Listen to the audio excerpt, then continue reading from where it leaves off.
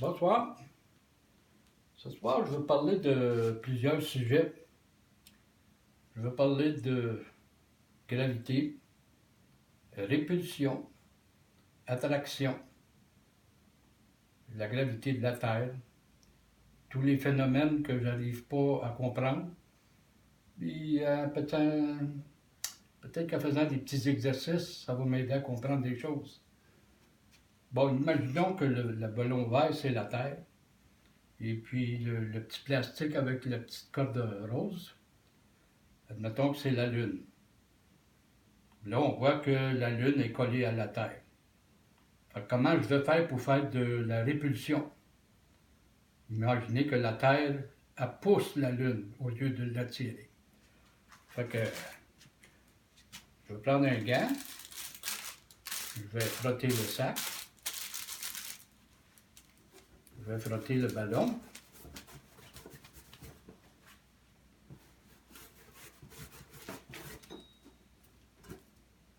Là, on voit qu'il y a la répulsion. Ça veut dire que la Terre repousse la Lune. Elle ne l'attire plus. Fait que j'essayais de comprendre comment la Terre pouvait tourner autour du Soleil. En plus, la Lune tournait autour de la Terre. Et puis que quand la Lune arrive entre la Terre et le Soleil, il n'est pas attiré par le Soleil. Fait que j'ai dit peut-être qu'en faisant des petites expériences, là on voit que l'attraction c'est ça. L'attraction, répulsion. Attraction, répulsion. Attraction, répulsion. Là, on voit que la Terre repousse la Lune. Fait que ça m'a aidé à comprendre ça. Fait que là, je vais approcher la caméra.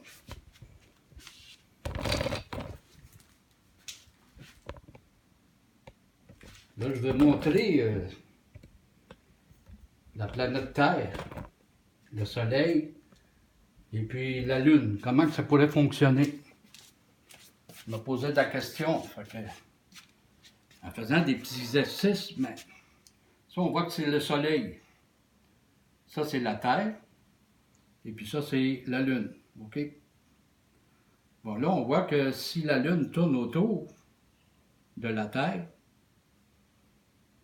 en 28 jours, c'est ce qui se passe. Ça veut dire qu'elle revient à son point. Et puis, la Terre, elle aussi, tourne autour du Soleil. Fait que ça, c'est pas compliqué à comprendre. Mais là, je m'imaginais quand la Lune tourne. Le Soleil est là, la Terre est là, la Lune est dans le milieu. Le Soleil attire la Terre, puis la Terre attire la Lune. Mais la gravité du Soleil qui attire la Terre est plus grande que la gravité qui attire la Lune. Ça va selon la masse, le poids. Ça fait que je m'imaginais, quand la Lune elle arrive là, elle devrait être attirée vers le Soleil et non pas vers la Terre. Une autre question.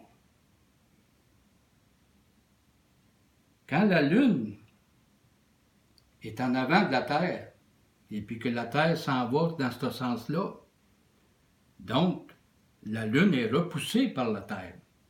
Elle n'est pas attirée. Et quand elle arrive derrière, puis que la Terre s'en va, elle est attirée.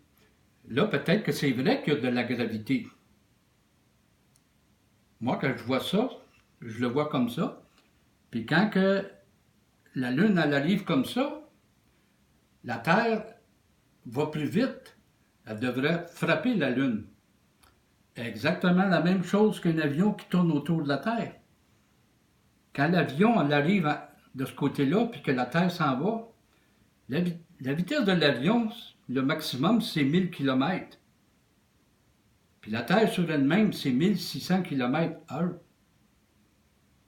Je me pose la question, comment que l'avion, à 1000 km, peut suivre la Terre qui s'en va à 1600? Donc, elle est toujours en arrière. Et puis quand l'avion est devant, qu'elle s'en vient en avant, la Terre va aller la frapper. Pourquoi que la Terre ne frappe pas l'avion? Puis pourquoi quand l'avion est derrière, puis que la Terre s'en va, pourquoi qu'elle suit? Elle roule moins vite que la Terre. Fait que c'est un petit problème.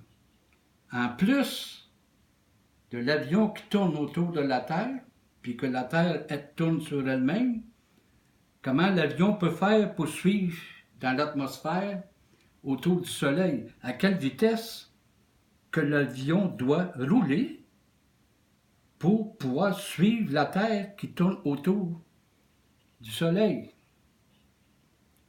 Petit problème. Il faudrait qu'on m'explique ça. Fait que je vous souhaite bonne soirée.